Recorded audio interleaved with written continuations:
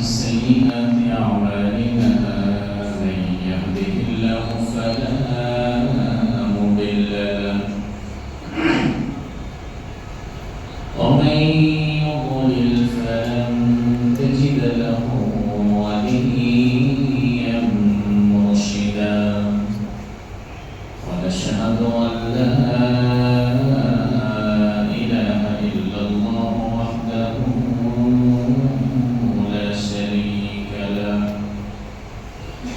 ونشهد أن سيدنا إمامنا قدوتنا حبيبنا طبيبنا روحنا محمد الذي أرسله بالحق بشيرا ونذيرا وداعيا إلى الله بإذنه وسراجا منيرا فقد قال الله تعالى في كلامه المجيد وفرقانه الحميد أعوذ بالله من الشيطان الرجيم بسم الله الرحمن الرحيم إن الله وملائكته يصلون على النبي يا أيها الذين آمنوا صلوا عليه وسلموا تسليما اللهم صل على محمد وعلى آل محمد كما صليت على إبراهيم وعلى آل إبراهيم إنك حميد مجيد اللهم بارك على محمد وعلى آل محمد كما باركت على إبراهيم وعلى آل إبراهيم إنك حميد مجيد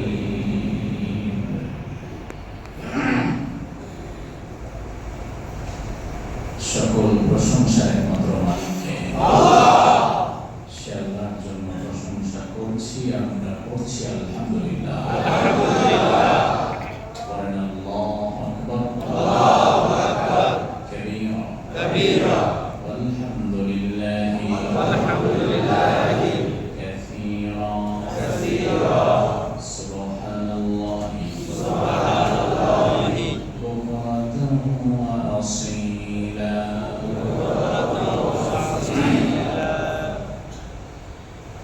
আমরা আল্লাহ সুবহানাহু ওয়া তাআলার প্রশংসা করে দিলাম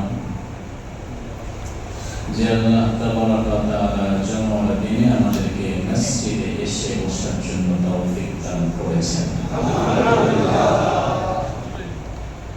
আমরা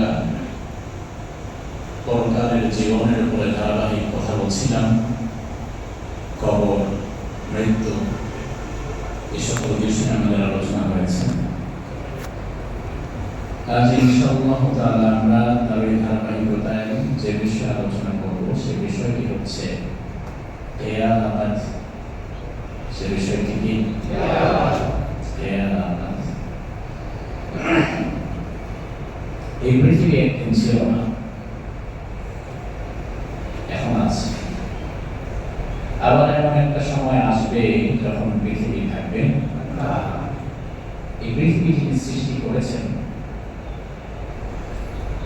সৃষ্টির পেছনে সেই মহান সৃষ্টিকর্তার একটা বিশেষ উদ্দেশ্য আছে না নাই? আছে। উদ্দেশ্যহীন কোনো কাজ স্বাভাবিকত কোনো সুস্থ মস্তিষ্কের মানুষও করে না। পাগলের কাজের কোনো উদ্দেশ্য থাকে না, কিন্তু আপনি আমি যা করি তার পেছনে একটা উদ্দেশ্য আছে না নাই? এই বিশাল জগৎ, এই পৃথিবী সৃষ্টি করার পেছনে মহান সৃষ্টিকর্তা আল্লাহ সুবহানাহু ওয়া তাআলার একটা উদ্দেশ্য আছে। কি দরকার ছিল বিশাল একটা পৃথিবী বানানোর? কোরআনে আল্লাহ তাআলা বলেছেন, ইন্না রাব্বাকুমুল্লাহুল্লাযী খালাকাস সামাওয়াতি ওয়াল আরদ ফি সিত্তাতি আইয়াম। এই বিশাল এই পৃথিবীকে প্রপার সেটআপ দিয়ে বানাতে আল্লাহ তাআলা সময় নিয়েছিলেন মোট 6 দিন। 6 দিন। কয় দিন? 6 দিন। খুব ভালোবেসে সময় নিয়ে ধীরে সুস্থে Uranus, Neptune, Pluto, Kuiper, Ceres, Eris, চাঁদ, সূর্য, যেটা যেখানে যতটুকু দরকার পরিমাপ করে আল্লাহ তাআলা এটা বানিয়েছেন। কেমন পরিমাপ করে বানিয়েছেন? বিজ্ঞান বলছে সূর্য ঠিক যে কক্ষপথের যে সীমায় বিচরণ করছে, কোনদিন যদি তা থেকে 1 ইঞ্চি নিচের দিকে নেমে আসে, গোটা পৃথিবী জ্বলে পুড়ে শেষ হয়ে যাবে। আর 1 ইঞ্চি উপরের দিকে যদি চলে যায়, গোটা পৃথিবী ফ্রিজ হয়ে যাবে। তাহলে ঠিক জায়গা মতো যিনি সূর্যকে ঘোরাচ্ছেন প্রতিনিয়ত, সেই মহান কারিগরের নাম কি? আল্লাহ। এই বিশাল পৃথিবী আল্লাহ তাআলা বানালেন, সৃষ্টি করলেন। কেন সৃষ্টি করলেন? এবার আল্লাহ তাআলা কোরআনে কারীমের আরেকটি আয়াতে তার জবাব দিয়ে দিয়েছেন। রব্বুল আলামিন বলেন, হুয়াল্লাযী খালাকা লাকুম মা ফিল আরদি জামিআ। এই দুনিয়াতে যা কিছু দেখছো সব আমি আল্লাহ তাআলা তোমাদের জন্য বানিয়েছি। এই পৃথিবীর আমি আল্লাহর কোনো দরকার নাই, চাঁদের কোনো দরকার আমি আল্লাহর নাই, সূর্যের কোনো দরকার আমি আল্লাহর নাই, পানির কোনো দরকার আমি আল্লাহর নাই, গাছের কোনো দরকার আমি আল্লাহর নাই, সাগরের মাছের কোনো দরকার আমি আল্লাহর নাই। এই যা দেখতে পাচ্ছ 6 দিন সময় নিয়ে আমি আল্লাহ তোমাদের জন্য বানিয়েছি। খলাকাল লাকুম, যা দেখতে পাচ্ছ সব তোমাদের জন্য, একটা কিছু আমার দরকার নাই। সূর্য না থাকলে দুনিয়া টিকবে না, আমরা বাঁচবো না। অক্সিজেন না থাকলে আমরা বাঁচবো না। গাছপালা ছাড়া পৃথিবী টিকবে না। তার মানে যা আল্লাহ বানিয়েছেন সব আমাদের জন্যই বানিয়েছেন। এবার আমরা যদি বলি আল্লাহ দেয়, আমাদের কেন বানালেন? আল্লাহ বলেন, ওয়ালা খালাকাতুল জিন্না ওয়াল ইনসা ইল্লা লিয়াবুদুন। তোমাদেরকে শুধুমাত্র বানিয়েছি আমি আল্লাহ আমার নিজের গোলামের জন্য। বিষয়টা লক্ষ্য করেন, গোটা পৃথিবীতে যা আছে সব আল্লাহ বানিয়েছেন, কিন্তু আল্লাহ নিজের জন্য না। কাদের জন্য? মানুষের জন্য, আমাদের জন্য। আর আমাদেরকে বানিয়েছেন একমাত্র কার জন্য? আল্লাহ। এই সার্কেলটা যতদিন ঠিক থাকবে, পৃথিবী ততদিন ঠিক থাকবে। এই সার্কেলটা যেদিন ঠিক থাকবে না, পৃথিবীটাও সেদিন আর থাকবে না। তার কারণ পৃথিবীটাকে টিকে রাখার কোন দরকার আল্লাহর নাই। আপনি লক্ষ্য করেন, উদ্দেশ্য যদি ব্যাহত হয়, ওই জিনিসের কোন দাম আমাদের কাছে থাকে না। যেমন এই ফ্যানটা দেওয়া হয়েছে, এটা করবে, বাতাস দেবে, আমরা বসে একটু আরাম ফিল করব। কিন্তু সুইচ দেওয়ার পরে ফ্যান ঘুরে না, বাতাস দেয় না, গরম লাগতে আছে, ঘাম ঝরছে, তখন ফ্যানটা এই জায়গায় রাখবেন না। হয়তো মেকানিকের কাছে নেবেন, ঠিক করলে ঠিক করবো, হয়তো ঘামচারিতে বিক্রি করে দিতে হবে, এটার দাম থাকবে না। লাইটটা যতদিন আলো দিচ্ছে, লাইট ততদিন আপনার মাথার উপরে থাকবে। লাইট যেদিন তার আলো দেওয়ার ক্ষমতা হারিয়ে ফেলবে, সেদিন এই লাইটটা ডাস্টবিনে চলে যাবে। এজন্য এই পৃথিবীতে মানুষ যতদিন আল্লাহর গোলামি করবে, পৃথিবীর স্বাভাবিক প্রক্রিয়া আল্লাহ তাআলা ততদিন টিকিয়ে রাখবেন। আর মানুষ যখন আল্লাহর গোলামি থেকে দূরে সরে আসবে, পৃথিবীর স্বাভাবিক প্রক্রিয়া আল্লাহ তাআলা নষ্ট করে ফেলবেন, পৃথিবীটা ধ্বংস হয়ে যাবে।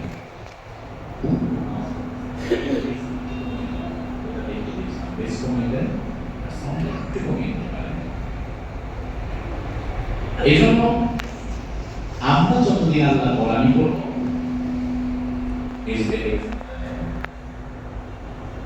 আমরা যতদিন আল্লাহর গোলামি করব, আল্লাহ তাআলা পৃথিবীটাকে ততদিন পর্যন্ত আমাদের জন্য রাখবেন।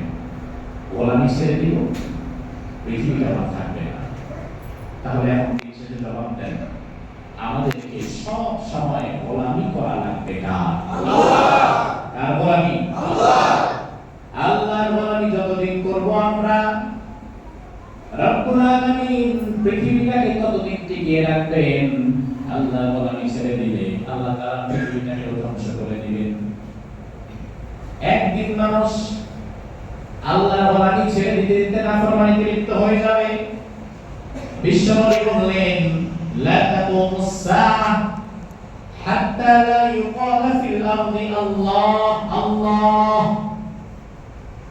আল্লাহকে আল্লাহ আল্লাহ বলে ডাক দিবে এমন একজন মানুষ যদি জমিনে বেঁচে থাকে, ওই ব্যক্তির আল্লাহকে আল্লাহ বলে ডাকার কারণে আল্লাহ তাআলা কিয়ামতকে বন্ধ করে রাখবেন। ইমানদার যদি আল্লাহকে একটা ডাক দিয়ে বলে আল্লাহ, গোটা পৃথিবীতে যদি এমন একজন ইমানদার ওই দিন বেঁচে থাকে, আল্লাহ তাআলা ওই দিন ইসরাফিলকে বলবেন, ফাঁসিটা ফুটিয়ে না। আল্লাহকে একটা ডাক দেন তো অন্তর থেকে, আল্লাহ। বেঈমান মুনাফিকের জবানের নাম আল্লাহর কাছে নাই, তবে ইমানদারের জবানের নাম আছে না নাই? আছে। এর আমার ভাইরা জবাব দেন, দুনিয়া যে এখন টিকে আছে কার কারণে টিকে আছে? ইহুদি, খ্রিস্টান, নাসারা, ইমানদারের কারণে। আর গোটা পৃথিবীতে সবচেয়ে বেশি কষ্টে আছে কারা? ইহুদি, খ্রিস্টান নাকি ইমানদার? ইমানদার। যার কারণে পৃথিবী টিকে আছে, তার উপরে সব জায়গায় নির্যাতন চলছে। ওই যে আফগানিস্তান, প্যালেস্টাইন, কাশ্মীর, যেখানে তাকান, দুনিয়াতে যেদিকে তাকান, নির্যাতিত মানুষের যদি কান্নার আওয়াজ আসে, ফিরে তাকায় দেখা লাগবে না এটা কোন ধর্মের নির্যাতিত মানুষ বলতে গোটা পৃথিবীতে মুসলমান ছাড়া আর কেউ নাই। খোঁজ নেওয়া লাগবে না নির্যাতিত মানুষগুলো কোন ধর্মের, নির্যাতিত মানবতা কারণে এরা মুসলমান। গোটা পৃথিবীর সবাই তাদেরকে কষ্ট দিচ্ছে, নির্যাতন করছে। সেটা আপনি প্যালেস্টাইনেও যান, কাশ্মীরেও না, গোটা পৃথিবীতে সেটা। এই যে কাশ্মীর ভারতের একটা অংশ, এখন তো মাশাআল্লাহ ভারতেও সরকার পতনের আন্দোলন শুরু করেছে, দেখছেন না? তাও আবার মজার বিষয় হচ্ছে এটা জুলাই মাসে শুরু হয়েছে। আমি চিন্তা করলাম যে কাহিনী কি, এটা তো মার্চ, এপ্রিল, মে, সেপ্টেম্বর, অক্টোবর, নভেম্বর, ডিসেম্বর শীতকালে আন্দোলন করলে মজা পাওয়া যায়, তো গরম গরম কষ্ট নাই। তো সব বাদ দিয়ে জুলাই মাসেই কেন হওয়া লাগে? পরে ভাবলাম যে না, আপা যে দেশে যায় সেই দেশে মোটামুটি জুলাই বিপ্লব একটা হয়, জুলাই বিপ্লব শুরু হয়ে যায়। এই ভারতের জাতিরা শহীদ ওসমান হাদিকে হত্যা করেছে, ঠিক না? ভারত যে ওসমান হাদিকে হত্যা করেছে এই ব্যাপারে এখন কি কোনো সন্দেহ আছে? না। কিছুদিন আগে তাদের নির্বাচনে মমতা বন্দ্যোপাধ্যায় নিজেও বলেছে যে আপনারা বাংলাদেশে একটা হত্যাকাণ্ড ঘটিয়েছেন, সব আমি জানি। এই কথা সে নিজেও স্বীকার করেছে। কারা কারা সেখানে ছিলেন আমি তাও জানি। তার মানে বিপ্লবী ওসমান হাদিকে এই ভারতের জালিমেরা আধিপত্যবাদের বিরুদ্ধে কথা বলার কারণে দুনিয়া থেকে বিদায় করে দিয়েছে। আজ মজার বিষয় হচ্ছে ওসমান হাদির কণ্ঠের সে আওয়াজ, তার স্লোগান ইনকিলাব জিন্দাবাদ, এই স্লোগান ভারতের কোটি কোটি মানুষের মুখে এখন ছড়িয়ে পড়েছে।